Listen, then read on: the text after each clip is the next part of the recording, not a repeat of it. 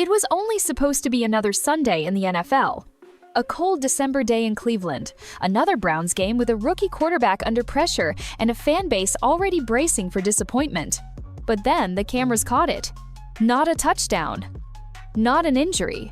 But a blow-up raw, loud, and impossible to ignore. Jerry Jeudy, the former Pro Bowl wide receiver, standing inches from rookie quarterback Shaduer Sanders, clapping aggressively, yelling, pointing heated. Sanders stood up, unshaken, his face tight, his frustration just as clear. And in that moment, the Browns sideline felt like it could split in two. Viewers didn't need audio. The body language told the whole story, or so it seemed. NFL Twitter exploded. Commentators weighed in within hours. Was the locker room falling apart? Was Judy turning on Sanders? Was Cleveland once again unraveling on live TV? But here's the thing. That moment, that argument, it wasn't a meltdown. It wasn't ego versus ego. It might have actually been the thing this broken offense needed most. Because buried underneath all the yelling, finger-pointing, and headlines was a truth almost nobody caught. This wasn't the beginning of a feud. It was the start of something else entirely. The cold winds rolling off Lake Erie hit harder than usual that Sunday, and not just because the Browns were getting manhandled by the San Francisco 49ers. No, this time something else in the air felt different. Heavier. Tenser. Like something was about to snap. And then it did. Late in the fourth quarter, with the Browns trailing big and their season hanging by a thread, a sideline moment exploded across the NFL. Rookie quarterback Shaduer Sanders and wide receiver Jerry Jeudy, once thought to be Cleveland's newest offensive duo, suddenly looked like enemies sharing the same space. And the world was watching. Judy, visibly frustrated, stormed towards Sanders as cameras zoomed in. His hands clapped sharply, his face burned with emotion, and the message was loud even without microphones. Something had gone terribly wrong again. Sanders sat quietly at first, eyes glued to the sideline tablet, but then he stood, and everything shifted. What had started as one man's frustration quickly became a full-blown confrontation. No punches, no shoving, but the fire between them? Unmistakable. And social media couldn't get enough. Clips of the argument hit Twitter and TikTok before the next play even started.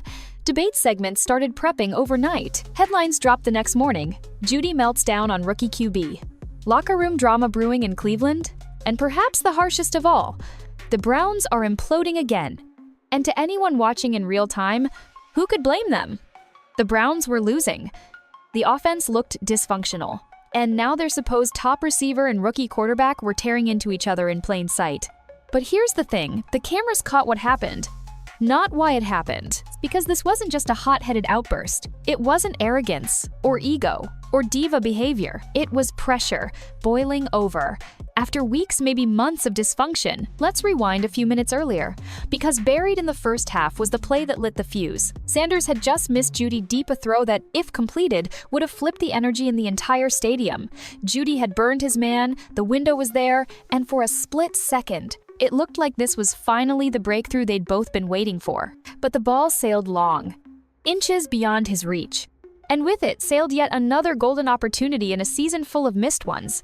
Judy came off the field fuming. Not at the game, not at the scoreboard, at the pattern. The spiraling trend of being open and being missed. Again. Now consider the backdrop to that moment. The Browns are 3-9. Quarterbacks have been shuffled more times than anyone can track. Judy, once a breakout 1,200-yard receiver, now has just a single touchdown through most of the season. And Sanders? He didn't even take first-team snaps until 2 weeks ago.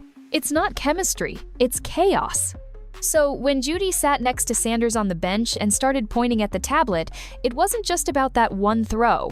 It was about every moment this season where timing was off, connection was missing, and trust simply wasn't there. At that moment, neither guy backed down, and that's what made it so explosive. But here's what most fans missed. Neither one was wrong. Receivers live off rhythm, off trust. Quarterbacks need precision, anticipation, and in Cleveland, there's been none of that. Sanders, for all his raw talent, had only just been thrown into this offense literally from fourth string to starting quarterback in a matter of days. He hadn't built timing with Judy. He hadn't fully absorbed the playbook. Hell, he wasn't even supposed to be on the damn field this quickly. Judy, meanwhile, had gone from working with veterans like Joe Flacco to playing catch with Dylan Gabriel, a quarterback widely mocked for throwing hospital balls. So, when fans and analysts saw Judy losing it on Sanders, the story was written in bold caps. Jerry Jeudy can't handle that he's washed. But the real story? It might be something more human. This wasn't about a selfish wideout screaming at his QB. It was about two competitors caught inside a broken system, both frustrated for opposite reasons. Judy was fighting for relevance. Sanders was fighting for control. The Browns? Fighting for an identity they've never really had. And then there's the final detail. The camera cut away. That's where the world stopped watching. But what happened off camera, the part we didn't see, would turn out to be more revealing than the argument itself. Judy and Sanders didn't avoid each other after that clash. They didn't sulk. They didn't throw teammates under the bus. Instead, they both faced reporters, spoke with surprising clarity, and actually took accountability. And suddenly, the sideline blowup didn't look like a breakdown. It looked like the first real sign of life from an offense that had been sleepwalking for weeks. Because sometimes, the loudest argument isn't the collapse. It's the beginning of something that finally matters. Before we talk about Jerry Jeudy, the Browns receiver, we have to talk about Jerry Jeudy, the narrative, the version of him football fans think they already know. And it all goes back to a microphone, a sharp suit, and a former All-Pro wide receiver who didn't hold back. Weeks before Judy's confrontation with Shaduer Sanders, the football world was rocked by something that had nothing to do with cleats or touchdowns and everything to do with reputation. It started with a few candid comments on a podcast. Then it turned into a full-blown viral moment caught on live television. Steve Smith Sr., one of the toughest wideouts the league has ever seen, was talking about Denver Broncos wide receiver Jerry Jeudy, and he didn't sugarcoat it. "I'm sorry I said he was a jag," Smith said, just a guy. "They used a first-round pick on him. And what has he done? Nothing." But he wasn't done. When teams call me and ask, should we trade for Jerry Jeudy, I tell them no, don't trade for him. He's mentally unable to handle constructive criticism. It was brutally honest, polarizing. Sharp enough to trend online before halftime of the game, Smith was covering, even finished. The moment went instantly viral. In a league where most analysts tiptoe around criticism, Steve Smith launched a missile, and whether you loved him or hated him for it, one thing became clear. The league no longer saw Jeudy as a rising star. They saw him as damaged goods. And this is the reputation Judy's been dragging with him ever since. So, fast forward now to that now infamous sideline moment with Shaduer Sanders. It wasn't just a wide receiver upset with his quarterback. It was Jerry Jeudy, the overrated, highly criticized, mentally soft wideout going after a rookie quarterback in public. Fans didn't see a leader demanding accountability. They saw Steve Smith's words come to life. And just like that, the scoreboard didn't matter. The body language didn't matter. What mattered was the narrative, and Jerry Jeudy had become its villain. But let's slow down for a second, because there's something strange here. For all the outrage, cynicism, and hot takes flying around, nobody stopped to consider one thing.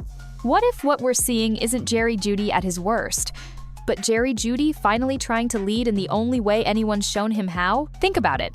This is a guy whose entire career has been tabloid fodder for struggling to meet expectations. From Alabama stardom to NFL inconsistency, from flashes of brilliance to long stretches of invisibility. He's been called soft, overrated, immature. So when he does show passion, he's labeled destructive. When he stays quiet, he's not competitive enough. Either way, he loses. And Steve Smith's criticism only made that worse, not because it was dishonest, but because it stuck. It gave fans, media, and even opposing players a frame to view him through. Suddenly, everything Jeudy did was cast in that shadow. And here's the reality. Public perception doesn't care about context. It doesn't care about Kevin Stefanski's broken offense. It doesn't care that Sanders barely had time to develop chemistry after jumping from fourth string to starter in a matter of weeks.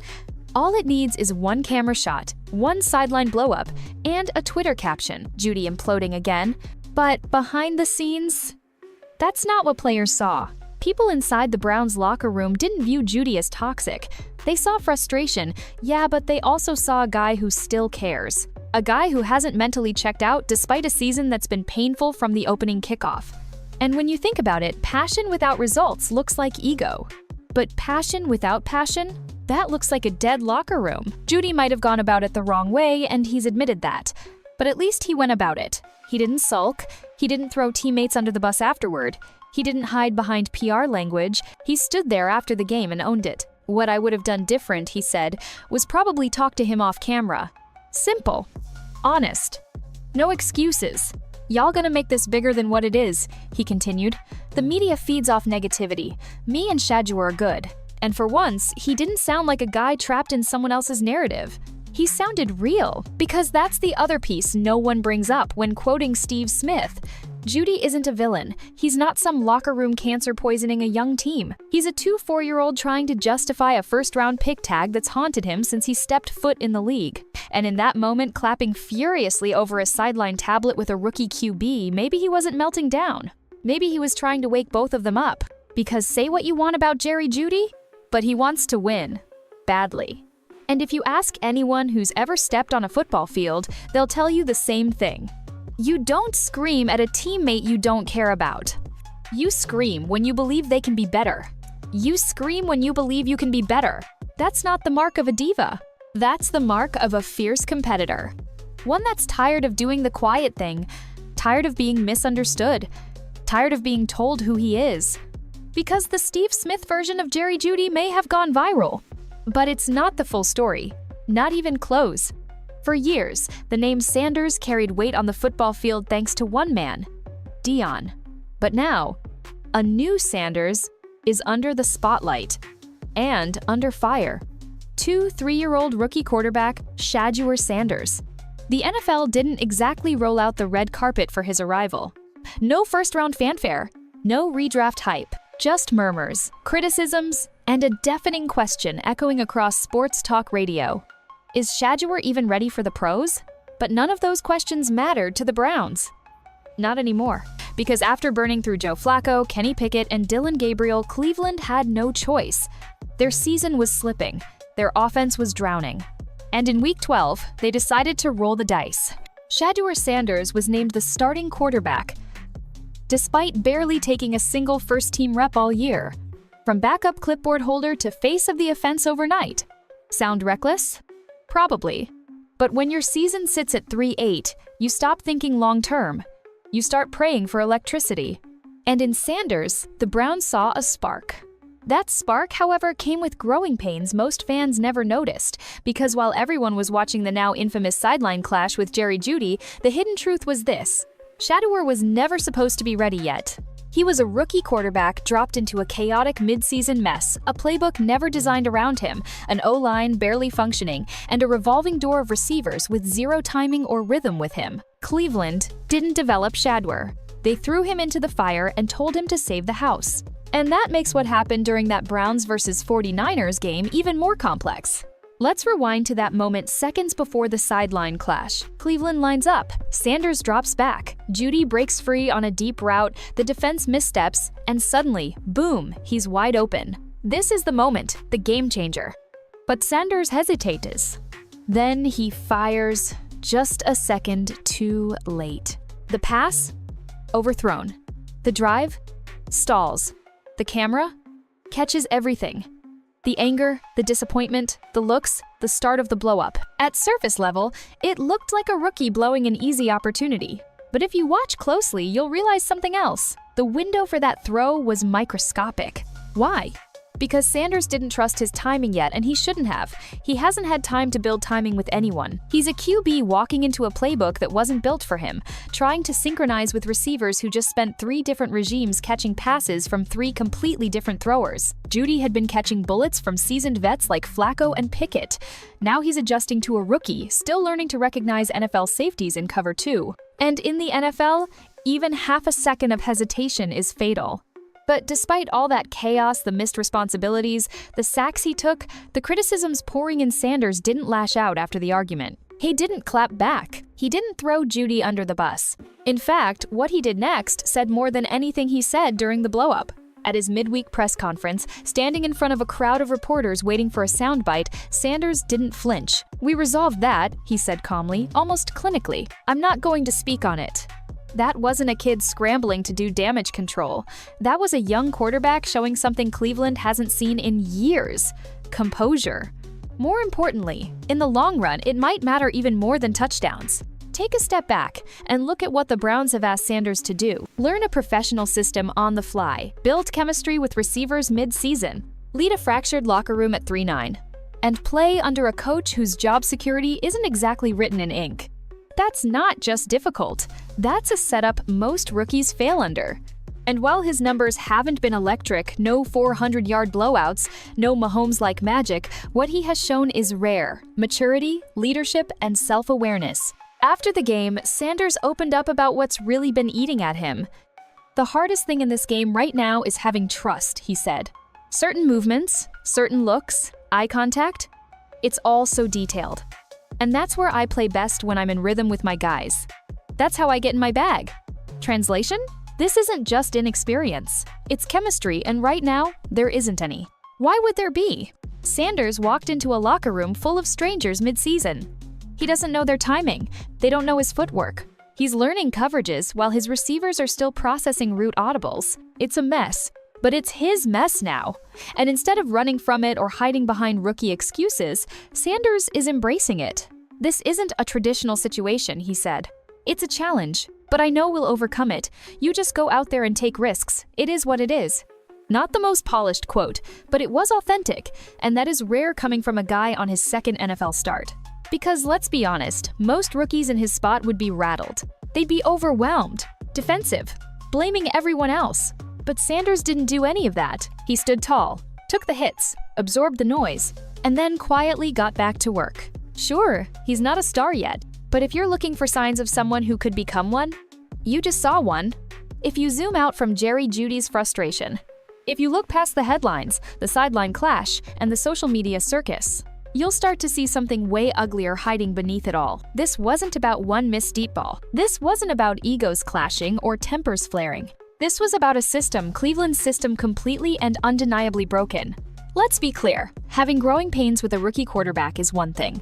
But what the Browns have right now isn't growing pains, it's full-blown dysfunction. At the heart of it, a Frankenstein offense. An identity crisis stitched together from different quarterbacks, mismatched schemes, constantly changing coordinators, and a head coach desperately trying to keep his job. The Browns didn't just throw Shaduer Sanders into the fire. They lit it months ago and never bothered to put it out. Look at the timeline. Cleveland started the season expecting to ride former Pro Bowler Joe Flacco. That didn't last. Then it was Kenny Pickett, short-lived.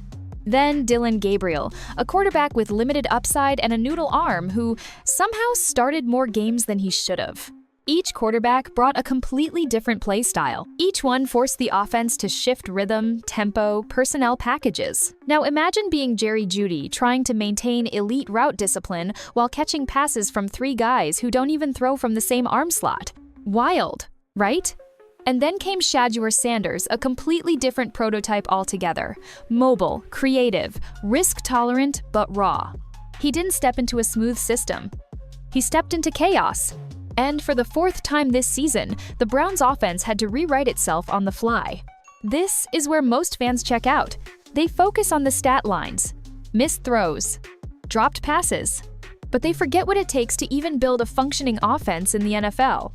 You don't just drop in a playbook and press run. Offensive success is built on timing, rhythm, and trust.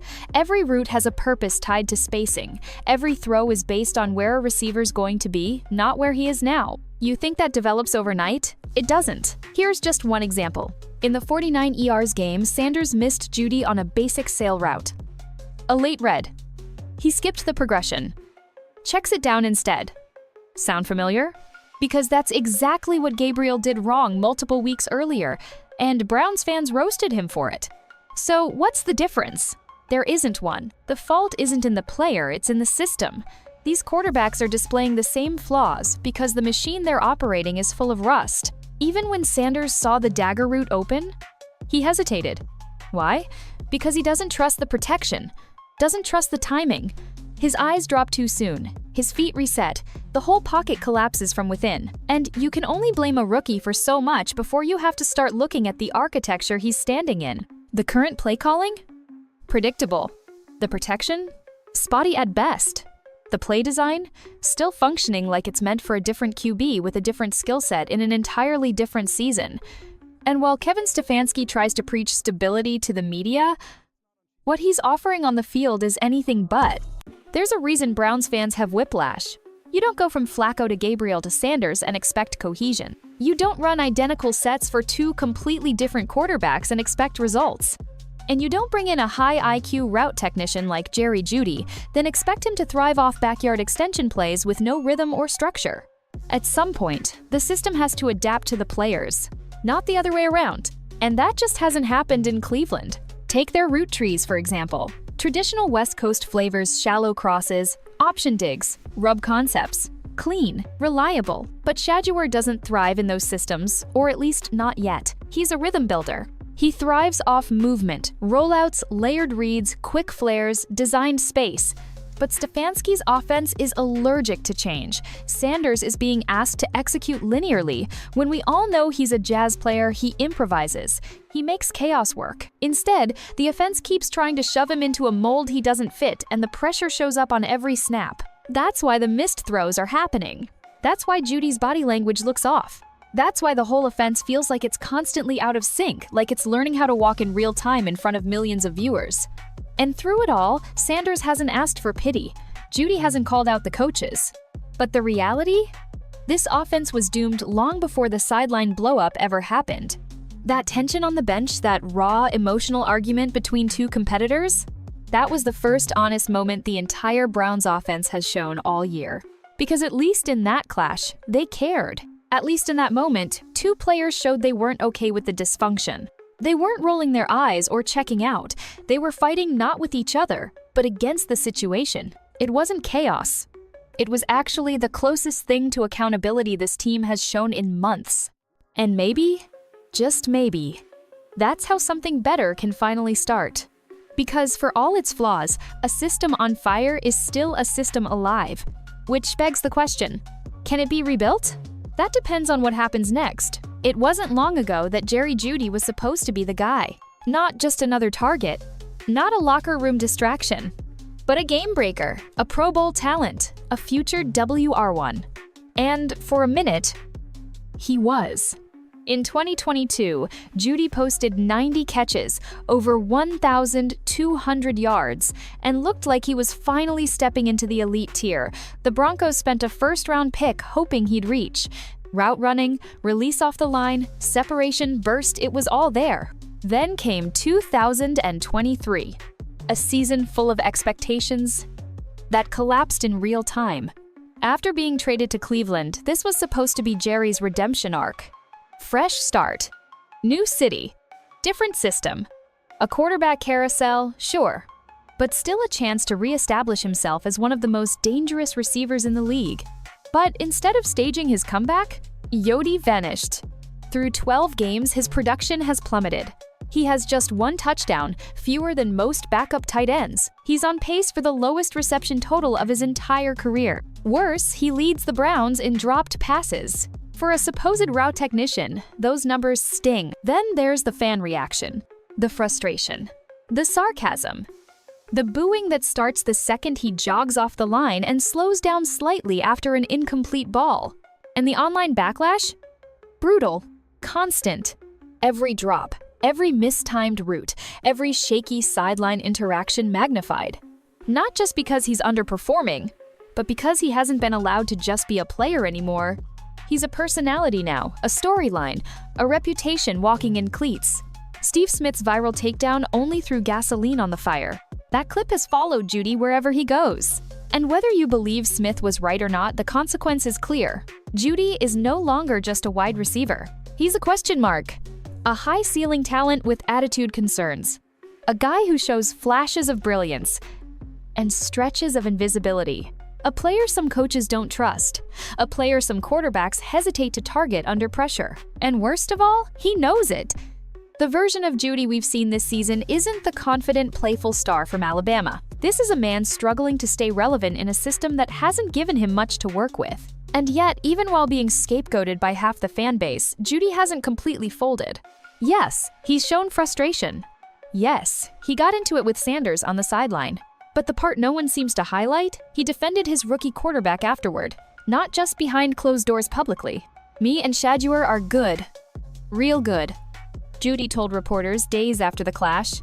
"Of course, I'm going to speak my mind, I'm going to say what I see, but it's football, man, stuff like that happens." That wasn't a deflection, it was ownership. And let's be real, he could have gone a completely different route. He could have blamed the young quarterback. He could have pouted in silence. He could have leaned into the villain role that Twitter already carved out for him. But he didn't. He kept it honest. He admitted that, yeah, maybe the argument should have happened off camera. He said if he had a do-over, he'd approach things differently. "I live real life," he added. "What happens in the locker room, that's real. That's not social media." And that line says everything. Because say what you want about Judy, his production, his attitude, his passion, but you can't say he doesn't care. If he didn't care, he wouldn't be yelling on the sideline. He'd be coasting. He'd be laughing through losses, cashing a check, running shallow routes, and checking out by halftime. But that's not what this is. This is a receiver who wants the ball, who feels responsibility for moving the chains, who sees how far this offense is from clicking and can't bite his tongue anymore. And if you read between the lines, that's not a problem. That's a leadership trait, just presented messily. Because here's what no one wants to say out loud. Jerry Jeudy is fighting for his career right now. Not just a roster spot, not just a role, but for how he's remembered.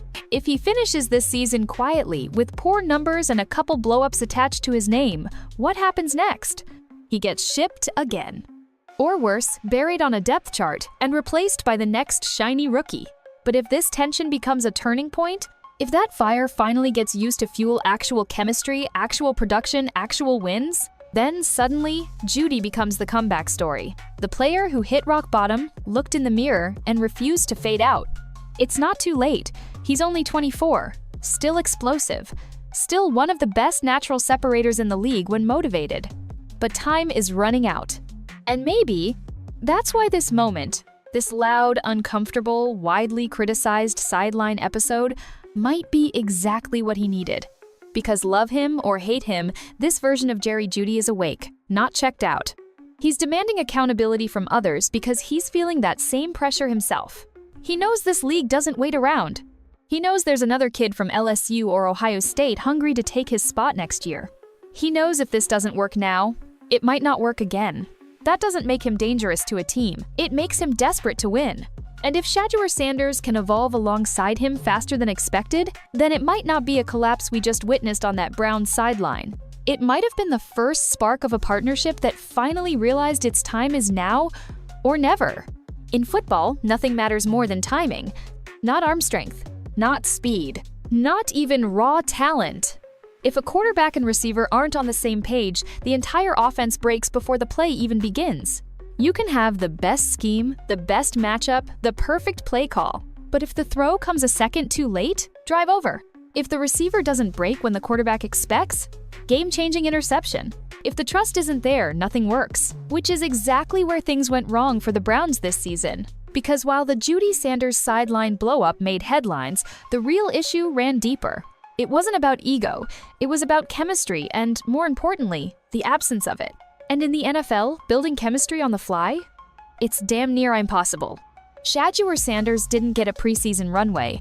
He didn't have a training camp to build rapport with the starters. He didn't get the benefit of growing pains during a soft part of the schedule. He got tossed straight into the fire late season, heavy pressure, a broken offense, and one of the most complex timing-based receiving corps in the league. He was the fourth-string option to begin the year. Fourth. He wasn't even studying with the 1 second. He was running scout plays, learning the system from outside the action, taking mental reps while the season spiraled. Then, out of nowhere, he's the starter and suddenly expected to gel with Jerry Jeudy, who had spent the previous 10-plus games catching balls from 3 completely different quarterbacks with 3 completely different timing rhythms. That's not chemistry. That's chaos dressed in a helmet. No wonder the offense looks out of sync. One player sees trust, the other sees hesitation. One expects the ball early, the other waits just half a second too long. And in this league, that's the margin between a highlight and a headline. After the Browns lost to the 49ers, cameras zoomed in on the fiery moment between QB and WR, but the soundbite that mattered came after the game when Sanders faced reporters and laid it all out. "The hardest thing in this game right now is having trust," he said. "It's so detailed. The movements, the looks, the small things. That's how I get in my comfort zone. That's how I get in my bag." There was no deflection, no blame, just clarity and maybe a little frustration. And you could hear what Sanders was really saying without him needing to say it. "These are strangers I'm trying to win with, and the game is moving faster than the process. Trust takes time. A look at the line of scrimmage. A subtle shift in leverage. The blink of eye contact that signals, 'I got him.' The body language right before the break. These things are invisible to fans, but not to quarterbacks, and especially not to ones who were just inserted into a live NFL firestorm. Now flip the lens. From Judy's side, he's playing with a fourth quarterback in one season. He's seen mistimed throws, misread coverages, shattered plays. So when a wide-open touchdown is missed again, it's not just a bad pass. It's PTSD. It's a flashback to all the things that kept this offense from ever finding rhythm. He doesn't trust the throw will come, so he hurries the route, shortens the step, maybe even subtly gears down, and Sanders sees it split second, mid-throw, and hesitates. What happens next? The exact moment that caused all of this. The deep ball sails long. A touchdown becomes an incompletion. Frustration becomes confrontation. That's what happens when trust breaks down for both sides. It's not about attitude. It's not about ego. It's not even personal. It's timing. And the Browns, they've run out of it. This team wasn't built for mid-season quarterback switches. They weren't designed to plug in a raw rookie and still function. And they definitely weren't prepared to ask a receiver like Judy to reboot his rhythm every 3 weeks and expect precision. But that's where they are now. The Sanders-Judy argument became a flashpoint, but it also became a mirror reflecting everything that's wrong here. This isn't just a bad throw or a bad route. This is a team trying to build chemistry on borrowed time. There are no easy fixes. You can't simulate connection. You can't shortcut trust in a film room. And you definitely can't fix timing in 4 days between games on 40 degrees of Lake Erie wind. What you can do, though, is own it. And to their credit, both players did exactly that. Jeudy. I probably would have talked to him off camera. That's what I would have done different. Sanders. We resolved that. We kept it moving. That's rare. That's real. And in this league, real matters. Because while trust is fragile, when it is built under pressure, it lasts. Nobody's saying this Browns offense is suddenly going to click overnight. But now, for the first time in months, there's something new in the air. Honesty. And honesty is the first step toward connection. We've seen enough locker rooms collapse from silence, fake smiles, quiet resentment that poisons everything behind the scenes. This might not be a happy team. It might not be a playoff team. But it is, for once, a team willing to confront the problem with open eyes. And maybe that sideline fire wasn't a meltdown. Maybe it was the hard conversation this team has avoided all year. Because trust isn't built with perfection. It's built with confrontation. It comes from missed moments, second chances, and deciding to move forward anyway. And for the Browns, every rep, every route, every snap from this moment forward is a fight against the clock. But for the first time, they might actually be fighting together. From the outside, it looked like Cleveland was unraveling again. Another Browns season derailed. Another quarterback-wide receiver clash caught on camera. Another locker room moment turned into a media firestorm. But if you strip away the yelling, if you mute the social media noise, if you actually listen to what Jerry Jeudy and Shaduer Sanders said after that explosive sideline moment, you realize something surprising. This wasn't the beginning of a feud. It might have been the start of something much more important. A partnership. One built through discomfort. One forged in chaos. One that didn't start with chemistry, but with confrontation. And make no mistake, that's sometimes where the best ones begin. In fact, look around the NFL. The great QBWR duos, they don't always start with highlight reels. They start with honesty. Remember Brady and Edelman in the early Patriots years? Not smooth sailing. Multiple miscommunications, fiery moments, headlines about Brady losing his temper on the sideline. Aaron Rodgers and Davante Adams? Same story. Rodgers demanded near perfection and wasn't afraid to let Adams know when they missed a read or blew a timing route. That's the dirty little secret of NFL chemistry. It's not built in the locker room, it's built in the hard moments on the field. Exactly like the one we just watched in Cleveland. Because when Shaduer Sanders stood up to Jerry Jeudy on that sideline, and when Judy clapped back with the frustration of someone who's been overlooked, passed on, and doubted for months, that wasn't disconnection. That was engagement. And here's why that matters. When two players stop talking, that's when you worry. They stop holding each other accountable, stop demanding more, stop seeing a path forward. That's when teams check out. They don't blow up, they fade away. But the Browns didn't fade. Not this time. If anything, they sparked. Veteran teammates noticed.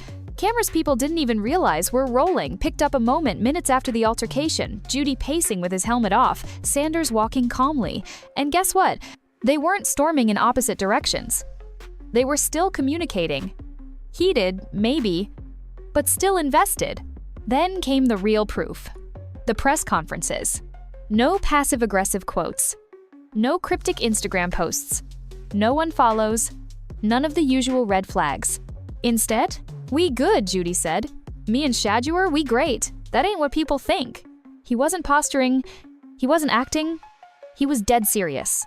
"Stuff like that happens," he added. "It's football, high emotion." And Shaduer, even more composed. "We resolved it. We're not going to speak on it anymore." For two players under immense pressure, one fighting to reclaim his career, the other just beginning his journey, that's not nothing. That's message control. That's maturity. That's leadership. And whether people want to admit it or not, that's what franchises are built on. Not Instagram chemistry. Not TikTok dances after touchdowns. But the ability to fight in the fire, look each other in the eye, and decide, we're working through this. Because here's what really happened in that moment. Jerry Jeudy demanded more from his quarterback. And instead of retreating or shrinking, Shedeur stood up and said, "Let's figure it out." That's not a feud. That's the start of an understanding. Think back to Sanders' quote after the blow-up, the part almost no one mentioned. "This isn't a traditional situation. It's a challenge, but we're going to overcome it." He didn't say, "I'll overcome it." He said, "We." That matters. Because this is a Browns offense that has had zero clarity all season. No rhythm, no identity, no connection between who they want to be and who they actually are. And now, finally, possibly for the first time all year, we're seeing two key players refusing to quietly accept that. This wasn't flash. This wasn't marketing. It was raw, messy, uncomfortable. But it was real. That's why this moment matters more than the scoreboard. The Browns lost that game, heavily. Shaduer's stats? Unspectacular. Jeudy's numbers? Forgettable. But teams aren't always built in the wins. Sometimes they're built in the moments where two frustrated players decide to stop pretending and start holding each other accountable. Because before chemistry comes conflict. Before trust comes truth. And if there's still time left in this season, then there may be an actual story brewing in Cleveland, buried beneath the drama. A wide receiver who doesn't want to fade into the background. And a quarterback who didn't ask to be the leader but refuses to fold anyway. That's not dysfunction. That's the start of something. Maybe it won't be polished. Maybe it won't lead to a miracle win streak or a playoff push. But what it could lead to is continuity, stability, connection. The very things Cleveland has lacked for decades. And who knows? Years from now, if this really does become the turning point we hope it is, if Sanders blossoms into a starter and Judy rediscovers his Pro Bowl play form, fans might not look at that sideline blow-up as a meltdown anymore. They'll call it something else. The moment everything clicked, it was just a few heated seconds on the sideline, one snap of frustration, one deep ball that missed, one argument the cameras couldn't resist. And yet, somehow, in those few fleeting seconds, a broken offense finally felt alive. Not sharp, not perfect, not remotely polished, but alive, and that, in Cleveland, is something. For most of the world, the Sanders-Jeudy confrontation was written off immediately.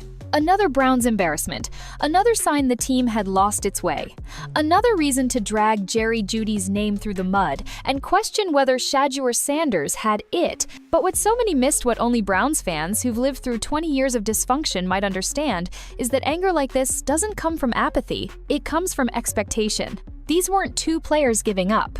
These were two players still fighting to care, even when nothing around them was working, and that matters. Because in a league where narratives change weekly and overreactions are currency, it's easy to forget what real growth actually looks like. It's not smooth. It doesn't always come with a back-shoulder touchdown or locker room soundbite. Sometimes growth is messy. Sometimes the first step toward progress is a blow-up, a moment that strips everything down to raw emotion so that something more honest can grow in its place. And maybe that's what this was. The Browns didn't need another silent sideline. They didn't need fake smiles and forced optimism. They needed honesty, urgency. Two players careening toward completely different career paths, one trying to rise, the other trying not to disappear, both screaming the same thing beneath the noise. This can't keep happening. Maybe that's why, just days later, Judy and Sanders didn't double down on the drama. They didn't shrink. They didn't disengage. They showed up, handled the media, stood next to each other in practice, got back to business. And no, they didn't fix everything overnight. But they did something Cleveland has struggled to do for years. They responded. And in a league that punishes hesitancy, where chemistry is currency and leadership doesn't come with a title that response revealed more than any stat line could, Judy could have distanced himself. Sanders could have collapsed under pressure. Instead, what we saw in the days that followed was maturity, grit. Growth you couldn't see on the box score, but you could feel in every quote, every rep, every quiet handshake behind the scenes. Because when two people decide to rebuild trust, that's not noise, that's substance. And that's what the Browns have been missing for so long. Real connection, quarterbacks and receivers who actually grow together, not get swapped every 10 games. Teammates that can get through confrontation without ripping each other apart. Leaders who show up when everything is breaking and demand that it stop. That kind of culture isn't forged by playbooks alone. It's forged in uncomfortable moments. Moments exactly like the one we all just witnessed. And maybe, just maybe, when the smoke clears and the season ends, this won't be remembered as the moment the offense cracked. It'll be remembered as the moment it started feeling something again. Because whether or not this team wins another game, and let's be real, their record isn't impressing anyone right now, what can't be denied anymore is this: something changed. You can see it in Shaduer Sanders' posture. More focused, less rattled. The fire's still there, but now it's steady. You can see it in Judy no longer sulking, no longer walking invisible routes, but demanding more. From himself and from the guy throwing him the ball. You can see it in the team's body language. There's tension, yes, but tension means the pulse is still strong. And in Cleveland, that's news. Because for too long, this offense has coasted on fumes. Quarterbacks come and go, receivers fade in and out of relevance, fans grow numb, optimism dies by halftime. But not this time. This time, something broke on the sideline. And for once, it didn't shatter the team. It woke them up. That's not dysfunction. That's the beginning of accountability, the beginning of chemistry, the beginning of everything they've been trying and failing to build. And if this is truly the start of a partnership between Jerry Jeudy and Shaduer Sanders, then yes, it came loud. It came messy. It came in the worst way, at the worst time, in front of millions. But it came. And that alone is more than most Browns fans have seen in years. So maybe, just maybe, this won't be remembered as a meltdown, not a breakdown, but the flashpoint, the catalyst, the turning point no one saw coming. Because relationships that matter aren't built on perfection. They're built on conflict and resolve, on missed throws and second chances, on yelling in the moment and showing up the next day. If Sanders becomes the quarterback Cleveland desperately needs, if Judy becomes the weapon he used to be, this is where it started, right here, in the cold wind, on that sideline, in the middle of a blowout no one wanted to remember, but might never forget. And when people ask years from now about the moment Cleveland's offense found its soul again, they'll talk about this Sunday, where trust was tested, where tempers flew, and where two players finally decided, this thing is worth fighting for.